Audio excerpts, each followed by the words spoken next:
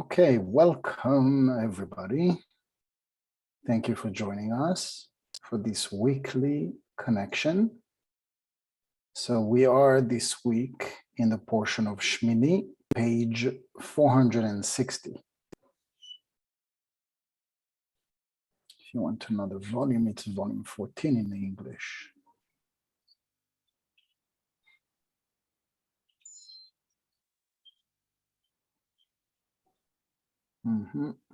All right, so let's get started. Ellen, please.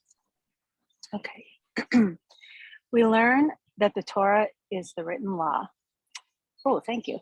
Zer and Pen and the commandments are the oral Torah, Malchut.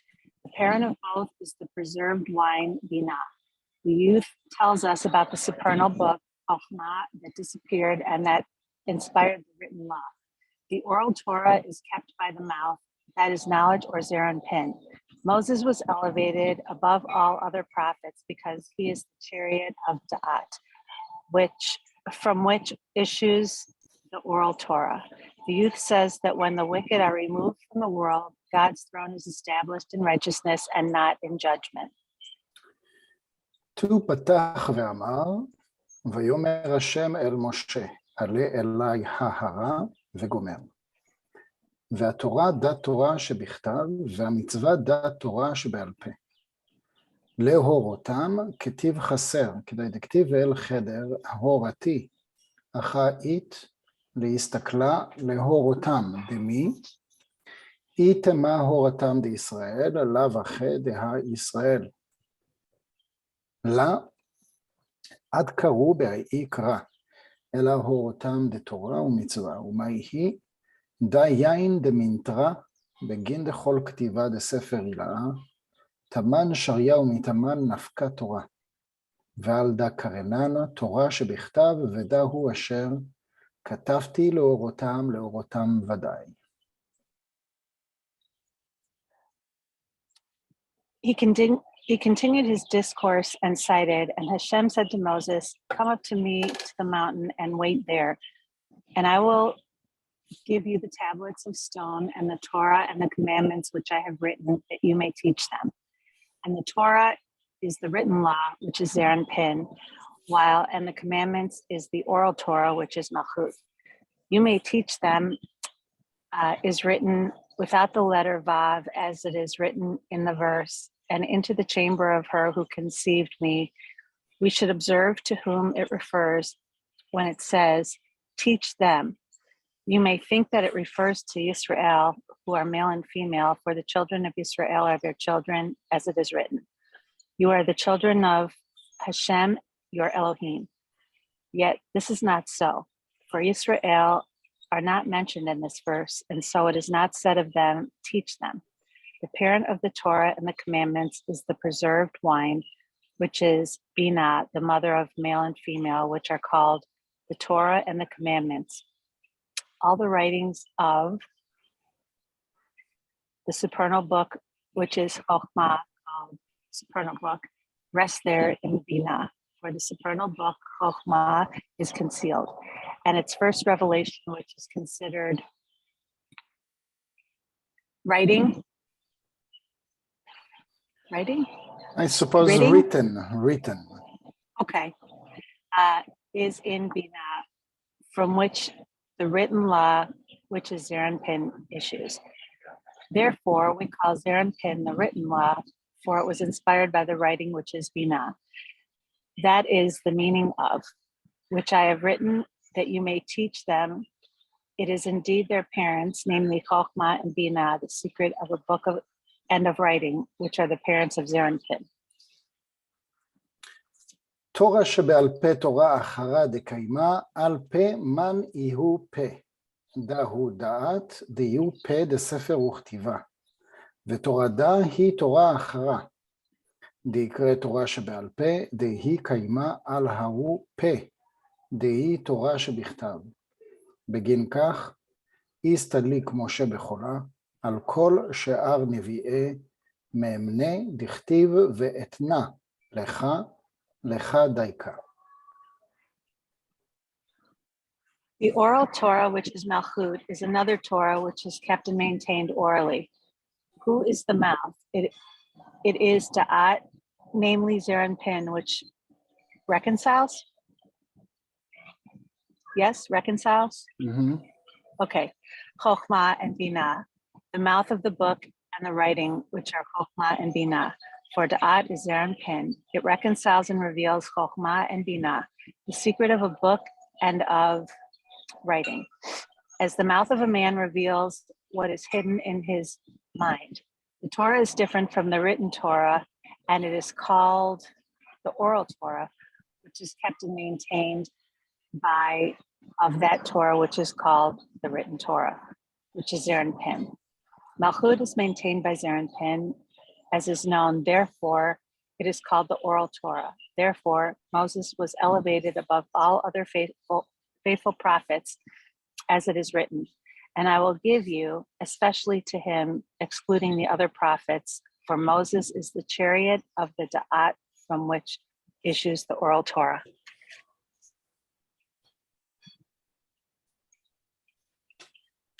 Okay. Pretty self-explanatory, right? And so we have like a lot of codes in here. And I guess the most popular is the word Torah, which would be the Bible, but then it refers to Zeir Anpin, which is the supernal reality, the supernal realm.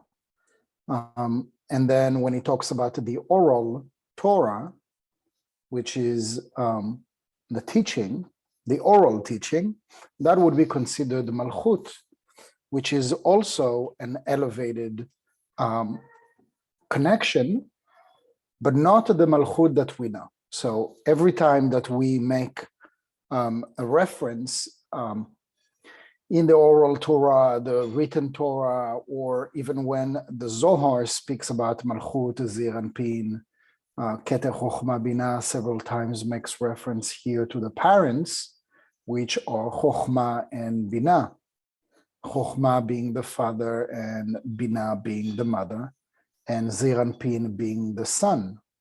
But we can't, according to the Zohar, be the son or the daughter until we elevate our consciousness from the earthly Malchut to the level of Zeir Anpin. And so it's all codes. So, you know, all these teachings and all this interpretation have a lot of correlation with a lot of it, I guess, with the New Testament, but even the New Testament in its interpretation is lost in translation because the original New Testament or the original teachings of Jesus was purely Kabbalah. And so a lot of the teachings of the New Testament, a lot of the teachings of Jesus, you would find in the Zohar, you would find it is also making a mention of Yehoshua, which is a double definition. One is the man, and the second, what that code represents, which is Yeshua, with same letters, same, almost the same. It's only that the accent is put somewhere else. Yehoshua is the name. Yeshua is the redemption. And so when in Kabbalah we are referring to Yeshua, it is actually referring to redemption, to what we call in other terms also the time of Mashiach, the time of Messiah, which is a time of revelation. And when we're talking about a time of revelation, we're not talking about a revelation specifically for a group of people, for a certain continent, for a certain country, or a certain religion. As we come to the time of revelation, it would be a, let's say, a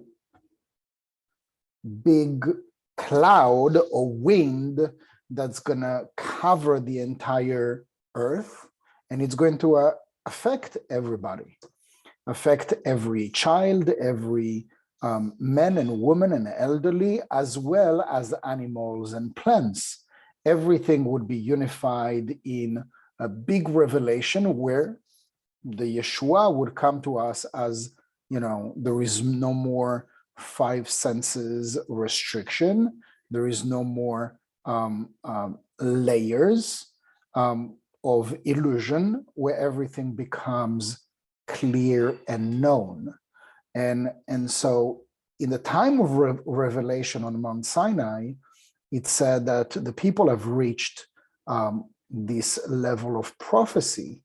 And when they have reached the level of prophecy, they got to a level where they didn't need a teacher anymore. And this is what we strive. We don't strive to do it on our own, and we don't need anybody. That's not the meaning.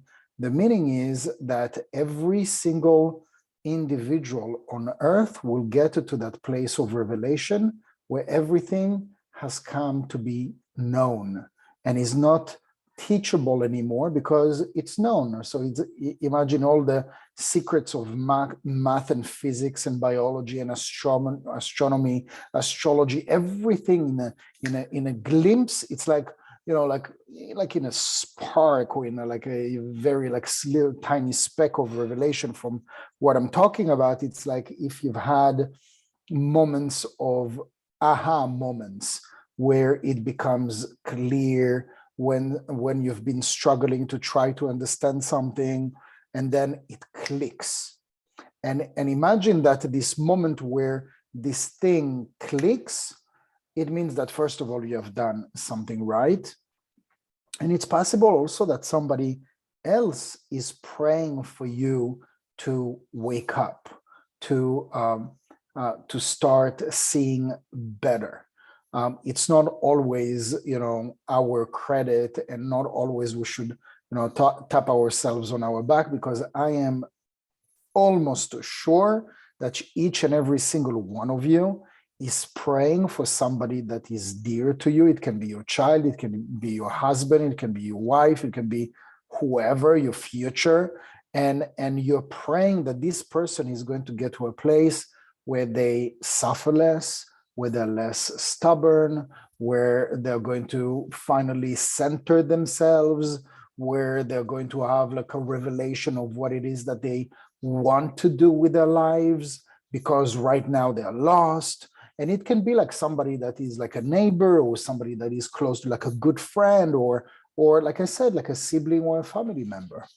And so all that to say that, it doesn't have to be that we have prayed and we have elevated. It's also like a side note of the power of prayer. That the power of prayer doesn't need to be like an hour of meditation and scanning and praying all sorts of things.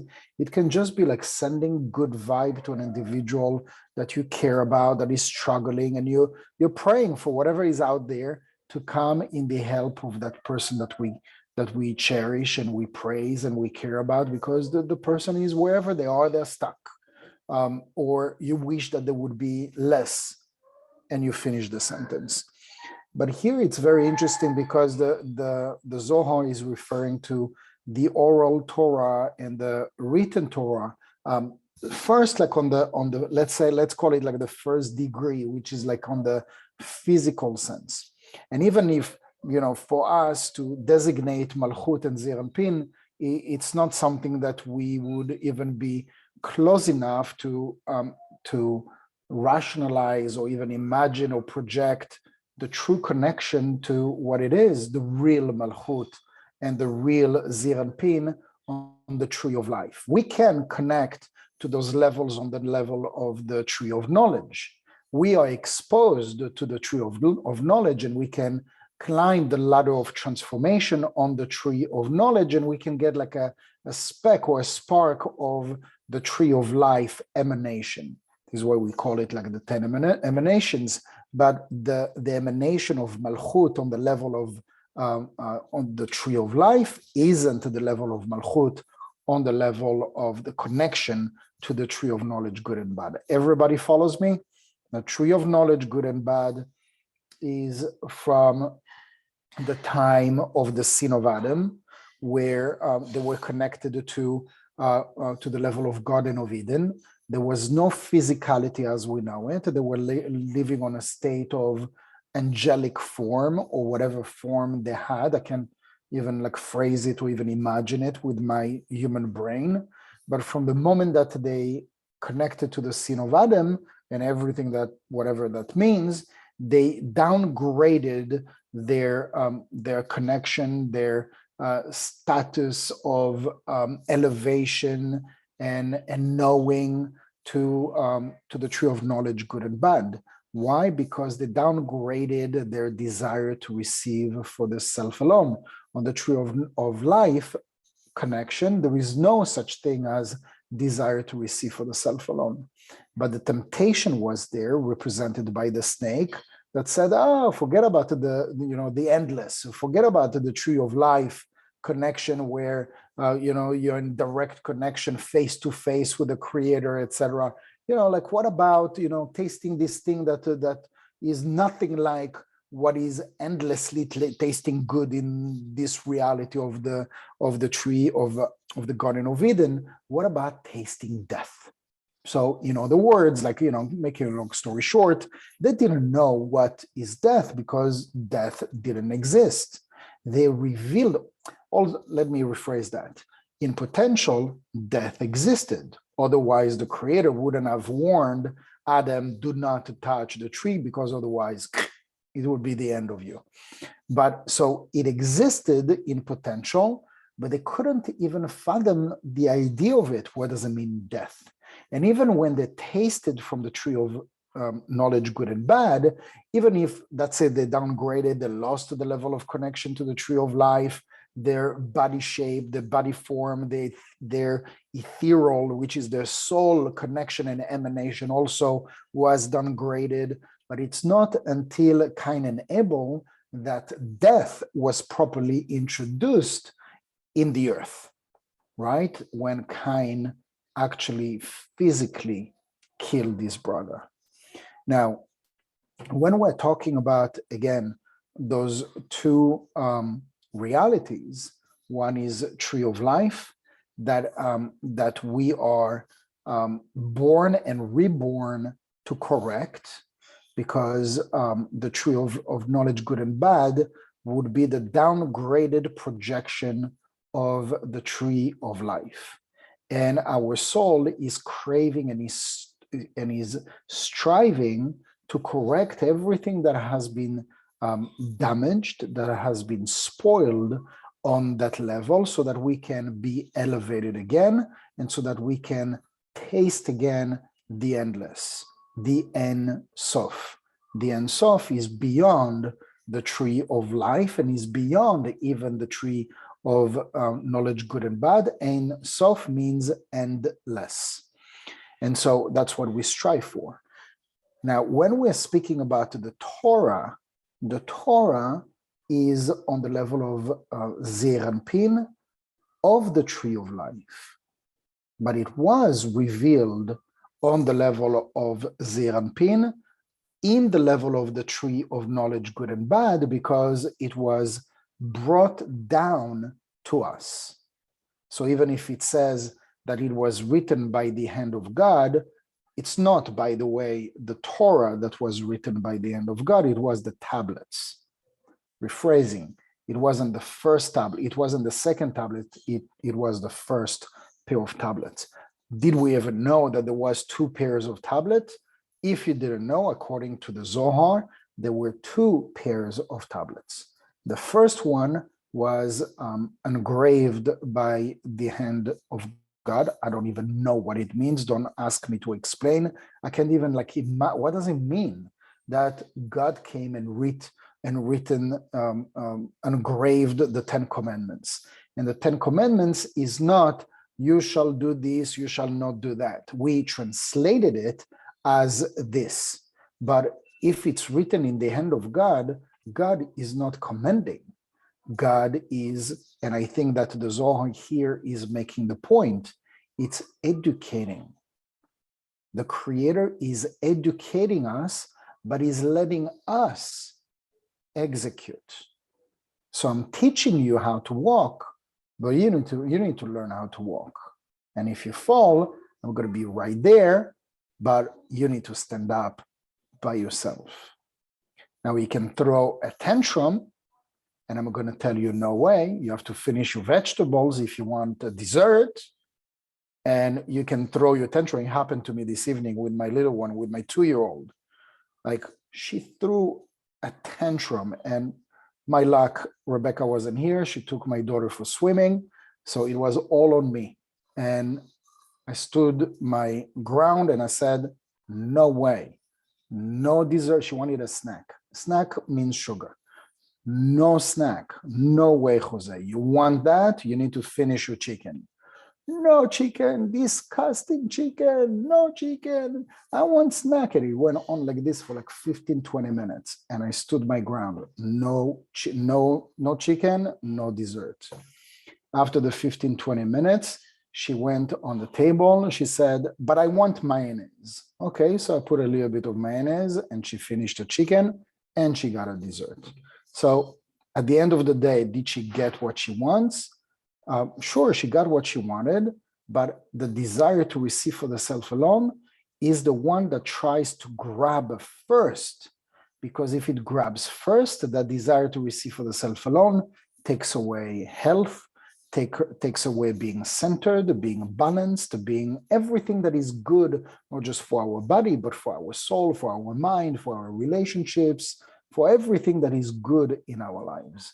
I just gave you an example with my 2-year-old, but we throw tantrums when we're 40 or 60 or whatnot. It's just the same thing. We can be just very stubborn and very like close-minded. This is the way that I wanted, even though the universe is trying to tell us, no, you need to have your vegetables first. And the vegetables, by the way, can be a metaphor for all sorts of things that would be better for us right now, but my mind says, no, I want something else. And that's how usually we're missing all the good things in our lives, because the universe is attempting as best as it can to educate us so that we can grow and be elevated in every aspect of our lives, but we throw a fit, we throw a tantrum. So the oral Torah is how it's being passed on to us. So it can be literally from our parents that, with all their limitations, they could have tried as best, as hard as they could. It's almost a recurrent pattern that I see how children would ultimately criticize their parents, ultimately be unhappy about something that their parents are doing. And that dynamic, by the way, again, it's a projection. Everything that happens in our lives, every relationships that is taking place in our life is a projection, is like a macrocosm and the macrocosm. The microcosm is that, we are basically the light in the vessel. And the macrocosm is the real light in the vessel that is trying to elevate us. But in this role, where I played the role with my daughter, and I was thinking about it as I was, going through it won't serve her if I give her what she's asking for right now. And it's the same thing with every situation. Yesterday, I saw you get to wonder, is this real? Is it possible? And so I'm sure it's real. Like this was like a live show, and it was like how do you call it? Like reality show. And you have like this daughter and this mother, and then you have like this sort of like a psychologist, therapist, like somebody who is like the MC of the show. And you have like this daughter who is like 18, 20 years old, maybe something like that. And the mother that looks like great and centered and speaking very eloquent, and the whole thing was about like, the little sequence was about a car. So the mother started by offering a daughter to get her a Toyota or a Honda. And the daughter is like, like very offended and speaking to this guy who is like the MC of the show. There is no way that I'm getting any car that is under Uber XL Lux. Apparently, and so the guy says, what is that? And apparently there is a thing, like the only thing that I know is Uber X. I don't know Uber XL. I think once I took Uber XL because we had to go to the airport, so we needed like a Suburban to take all the luggage and the strollers and everything. So it's like usually like extra expensive and whatever. But it's not the XL luxury. XL luxury, the Uber comes in a Lexus, or it comes in a Mercedes, or it comes in a what's the electric car, Tesla, or things like that, right? Like what would be for them considered. So the mother went up and raised the bar to, okay, fine, I'll get you a Mercedes Class C. And the daughter was so offended. Now the mother would only get her Mercedes Class C. And, I know a tiny bit, not that I ever looked into buying a Mercedes, whatever class it was, but I somewhat know that the Class C is like the cheapest version of the Mercedes. I think so, right? Like if you know better, please correct me. But it's like the cheapest the range or level. And the daughter was so offended. And so the guy was like, monitoring like the whole thing, is looking at the mother in this like, and he's like, excuse my French, he's just quoting. And he's telling the mother, you're such a bitch. You're only getting her a Mercedes Class C? How dare you? And the daughter is like, like going on it. And she's like, yeah, she only would get me this. And she even like dared offering me a Honda with, so yeah, for us that took, Kabbalah 1, Kabbalah 2, Kabbalah 3, like 2, 5, 10 times, like we know what this is. Anna, you wanted real? Was it real, Yehuda? Did that guy really call the mother? No. He was sarcastic. Okay. I don't know. It was like super sarcastic. You could see it to his face, and but the daughter was like she was totally off. So we see this and we really think like, what's wrong with this girl? But this is how people live. So this is like, I would say like on an exaggerated level, where it's like really like, come on, get a grip of yourself. And this cannot be real. But people live like this. And there are countless today of like, families that live very comfortably and whatnot. And they feel like they deserve everything, and it needs to be like the top of the top. And I don't know, like I'm not saying that, if tomorrow I'm gonna have like billions of dollars, I'm certainly going to be able to afford more things for my family and my children. We'll go vacationing and we'll maybe get a nicer car. We're super happy about this house. So, but in the neighborhood, there are bigger houses. So maybe we'll move to a bigger house in this neighborhood, but we won't move to like I have a friend who is looking for 6,000 square feet. As you get more comfortable, you get like for these bigger things. And I'm not against luxury, but anything that would come in between me and my family, this is what I really need to remain centered. And can you imagine, like all the kids, I know somebody like this just recently signed on a house, moving in a couple of months. It's just him and his wife, and they're moving in from an apartment in Los Angeles, 2,000 square feet, to a 6,000 square feet here in Boca. And so nothing wrong with that, but they're not going to see each other. He has like 2 floors. He has like all these rooms and whatnot. Like that's it. It's like, maybe that's what they're looking for. Maybe they're trying to run away from each other.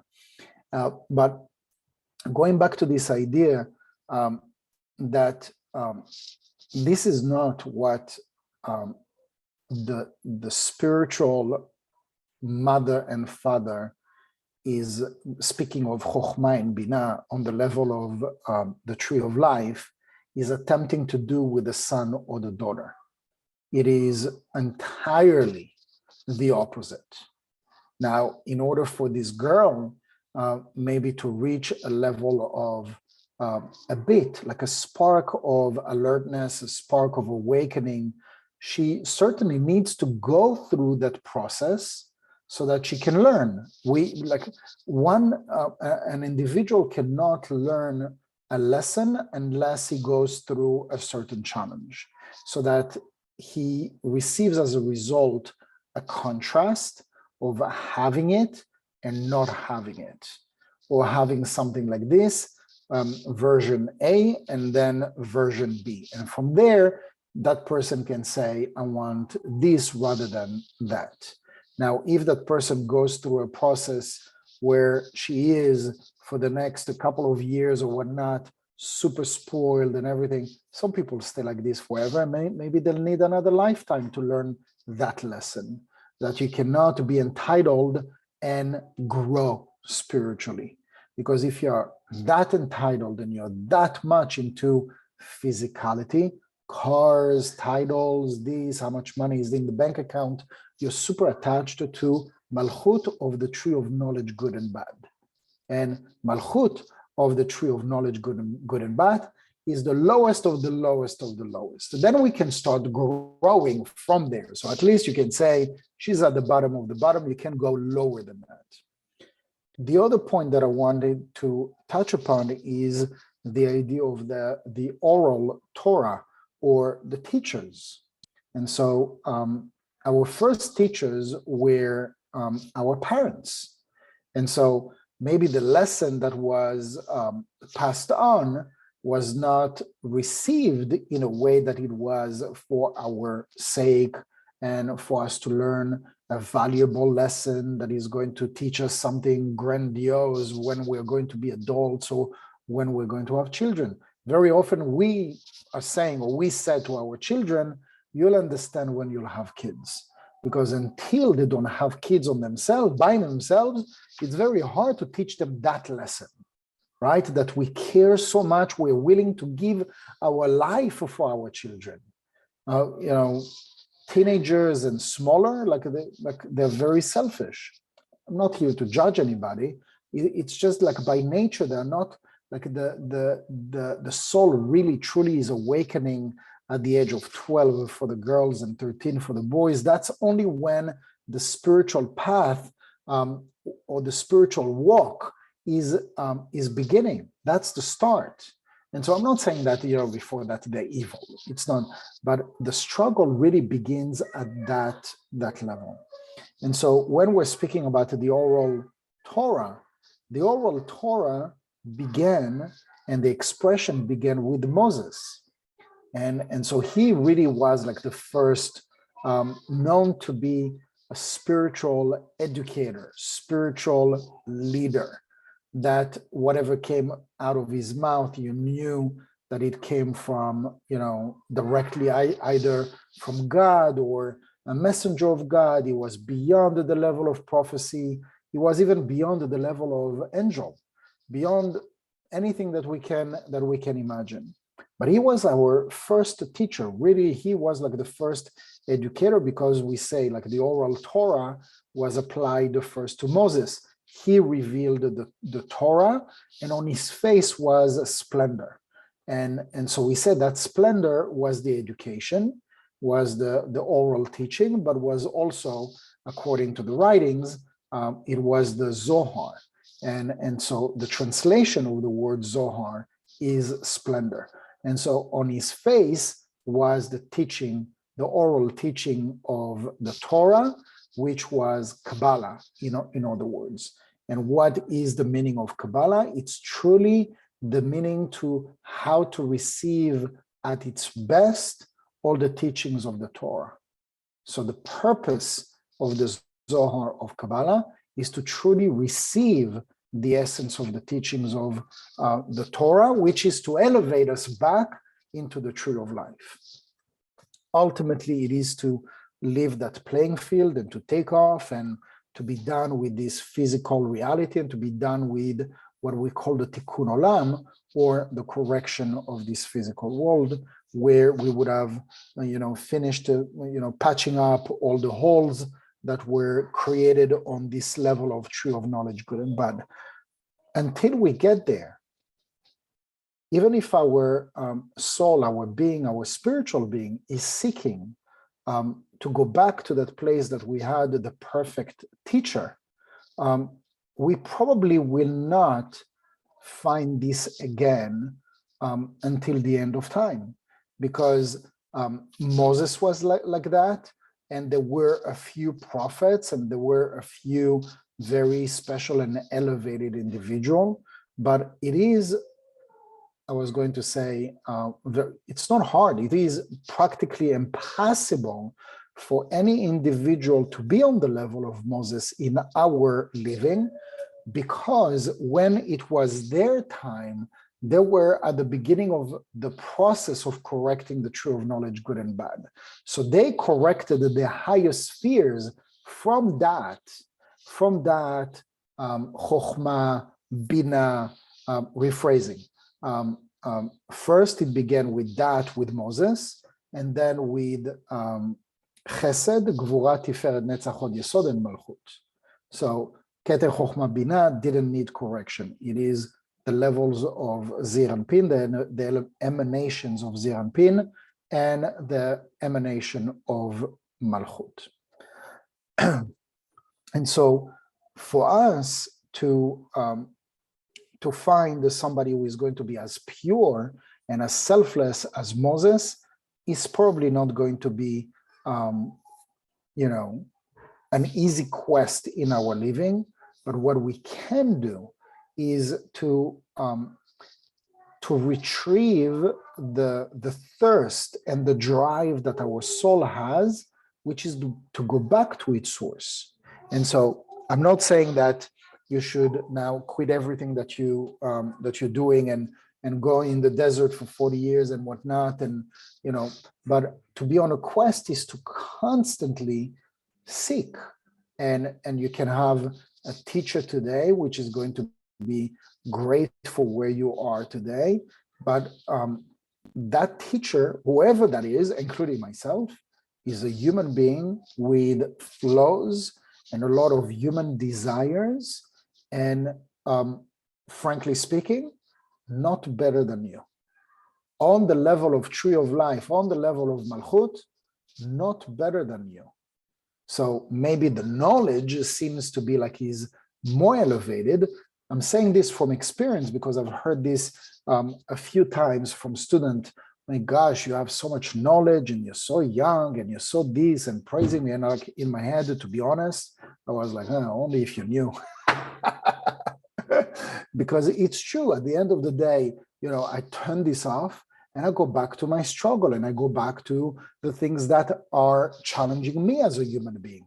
I am a human being. I have my human desires and my desire to receive for the self alone as well. I'm a Taurus rising, so I love physicality and I love luxury and I love things that are comfortable and good.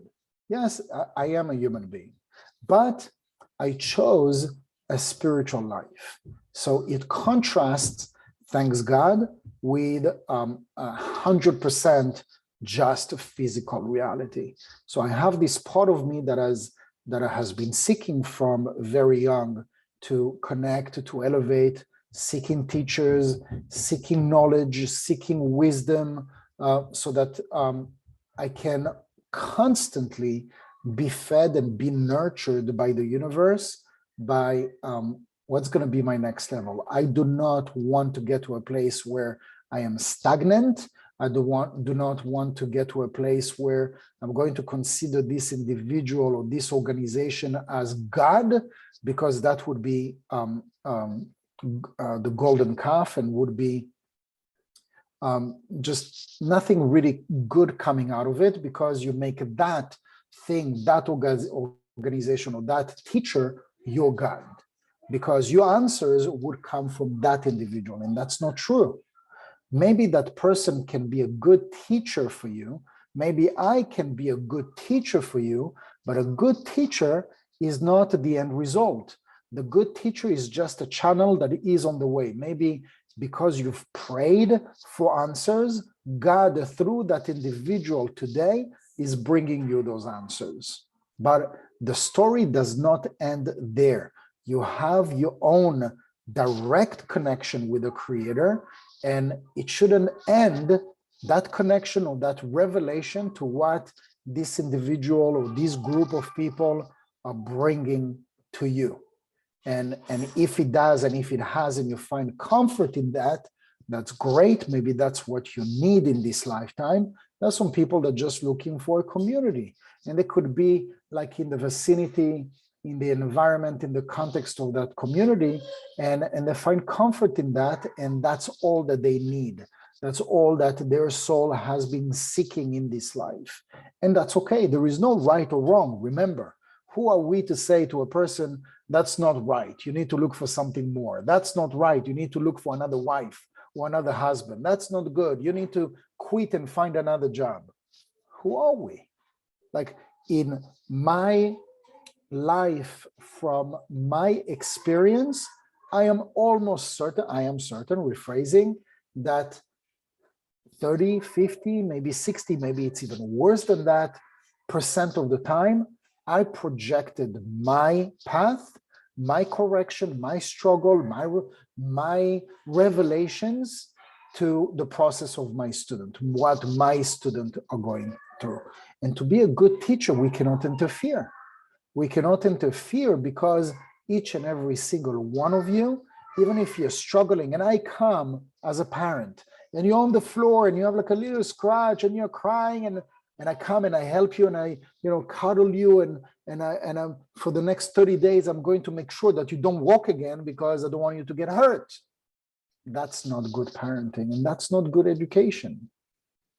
Good education and to be a good teacher is to pass on the knowledge that you're receiving. Maybe many times I'm teaching, and then whatever I planned, maybe was the beginning or maybe was the end, and then majority of the thing I didn't plan on talking about a specific thing at all, because teaching is not about us. Teaching is about what the other person needs to hear, what is going to be good for that individual or for this group of students to hear in this moment.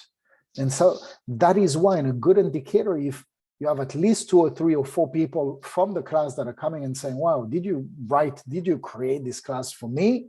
Because it really surely felt that you were talking about me. Then you know that, it wasn't about you. And that is from my angle and my perspective, but the same for you. When you are teaching, and teaching doesn't have to be a classroom, it can be a segment of channeling to a friend, having coffee, having dinner, and you just pause, you meditate for a split of a second, you ask the Creator, allow me to be a channel. This cannot be about me. If your mind, while the other person is talking, your mind is like racing and about all the things that you need to tell this person because of everything that you went through, then you know that it's about you. And you want to help this person. So you need to really breathe and ask the Creator to be a channel and to not make it about you.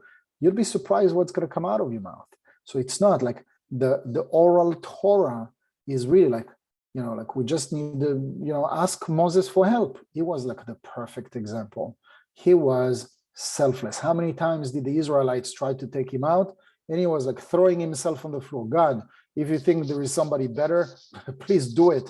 I have no ownership over this. Unfortunately, today, people in power, people with titles, they would do everything to stay in power and to hold on to their title. And that is not to be a teacher. That is not to be a spiritual leader. So we just want to keep that in mind and do the best that we can to be a conduit, the best conduit that we can be for the light force of the Creator. Any question? So Yehuda, then you said there's the oral Torah, and then the Torah, which is the Bible, and then the oral Torah is what we teach by the word and storytelling, correct? I'm just trying to put my both.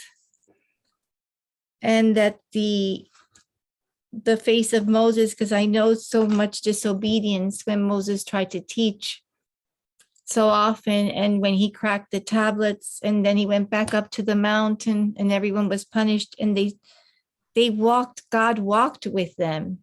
God was with them. And they were so close, like you said, in the beginning of the correction. And now the lighter God seems so far in this time.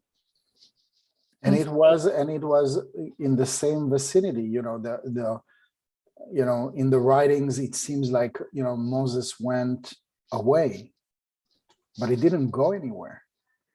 He was right there. He was with them, but he was meditating. He was meditating, he was praying, and it was just for them. It was like it was gone. Yeah. Because when somebody for this long is not moving, a lot of them started to get antsy and aggravated. And it didn't start, by the way, until what we call the mixed multitude, the Erev Rav, started to inject doubt. Because the Israelites, they didn't have any doubts. They were like totally beyond Moses and Aaron, and they were in line with what was promised to them. But it says that 6 hours before the promised 40 days and night, 6 hours, they came like this bunch of mixed multitude. The mixed multitude are basically Egyptians. There were 2.4 million Egyptians that followed the Israelites. And they asked to join them because they've seen the miracles. But they were the entire existence exposed to idol worship. Idol worship is what we do today. What is idol worship? We idol worship money. We idol worship approval and recognition and respect. This is idol worship. It doesn't have to be idol worship of gods, of, you know, this god or that god. It's the same thing today. We are all in it, idol worshiping. We just do it in a, you know, more sophisticated way, not in such a blatant way. And so this 2.4 million mixed multitude, and a few of them especially, they spread the word and the doubts that he's not coming back. He was the channel of God, and we need another channel of God. We need a replacement. We can't live with this void of channeling. And that's how they got to a few of them. And it says that after the golden calf, etc., and Moses came down, they perished. They all perished. Those that were involved in the golden calf and had doubts and uncertainty. And there were countless of Israelites that also perished, together with a mixed multitude. And so, what was your question? No, I was just trying to get it straight because I know the Torah, but you know, I'm learning a lot. I didn't know that the language, what you said about the Zohar meaning splendor, because they said that when Moses came out off the mountain, his face was like ethereal splendor. Mm-hmm. So that helps me follow everything between. Right. You know, so you did answer my question, because I'm trying to put all the pieces together for me. Very good. Thank you. You're welcome. All right, guys. As usual, great to see you all and to share this. Wow, 51 minutes. You need to stop me when I speak so much. Thank you so much for being with us, and we'll have a class again next week, God willing. Thank you. Thank you. Thanks, Yehuda. Thank you. Thank you. Bye, everybody. Bye-bye. Thank you. Bye-bye.